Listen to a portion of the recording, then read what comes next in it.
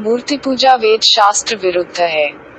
भारत में मूर्ति पूजा जैनियों ने लगभग 3000 वर्ष पूर्व से चलाई, जिससे उस समय तो आदि शंकराचार्य ने निजात दिला दी, परंतु उनके मरते ही उनको भी शिव का अवतार ठहरा कर पूजा होने लगी। इसी मूर्ति पूजा के कारण ही इस्लाम की स्थापना हुई थी।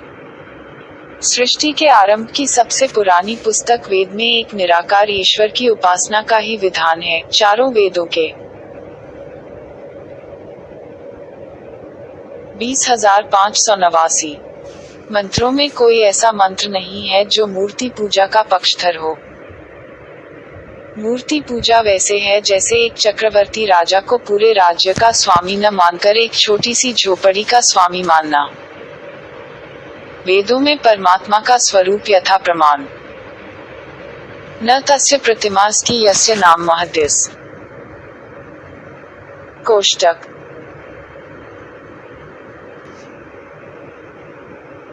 यजुर्वेद अध्याय 32 मंत्र 3।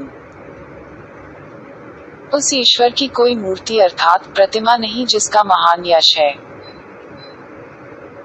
वेनस पश्चिम यजुर्वेद अध्याय 32 मंत्र 8। विद्वान पुरुष ईश्वर को अपने हृदय में देखते हैं। अंधनतम प्रविशन्ति ये संभूति मुपास्ते ततो भूयते तमो यह सुसंभूत्यारता।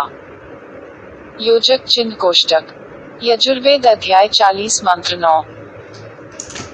अर्थ, जो लोग ईश्वर के स्थान पर जड़ प्रकृति या उससे बनी मूर्तियों की पूजा उपासना करते हैं, वह लोग घोर अंधकार दुख को प्राप्त होते हैं। हालांकि वेदों के प्रमाण देने के बाद किसी और प्रमाण की जरूरत नहीं, परंतु आदि शंकराचार्य, आचार्य चाणक्य से लेकर महर्षि दयानंद तक सब महान विद्वानों ने इस बुराई की हानियों को देखते हुए इसका सत्य आम जन को बताया। यच्चक्षुषा न पश्यति येन चक्षुषी पश्यन्ति तदेव ब्रह्म त्वं विद्धि नेदम यदिदमुपास्ते केनोपनि शून्य सत्यार्थ प्रशून्य 254। अर्थात जो आंख से नहीं दिख पड़ता और जिसमें से सब आंखें देखती है, उसी को तू ब्रह्म जान और उसी की उपासना कर, और जो उससे भिन्न सूर्य, विद्युत और अग्नि आदि जड़ पदार्थ है, उनकी उपासना मत कर। अधमा प्रतिमा पूजा अर्थात मूर्ति प्रतीक पूजा सबसे निकृष्ट है। यशात्म बुद्धि कुंपेत्र धातु के स्वधि स एव गोखर अल ब्रह्मवैवर्त अर्थात जो लोग धातु, पत्थर, मिट्टी आदि की मूर्तियों में परमात्मा को पाने का विश्वास तथा जल वाले स्थानों को तीर्थ समझते हैं, वे सभी मनुष्यों में बैलों का चारा ढोने वाले गधे के समान हैं। शतपथ ब्राह्मण 14:4-2-22। जो जन परमेश्वर को छोड़कर किसी अन्य की उपासना करता है, वह विद्वानों की दृष्टि में पशु ही है।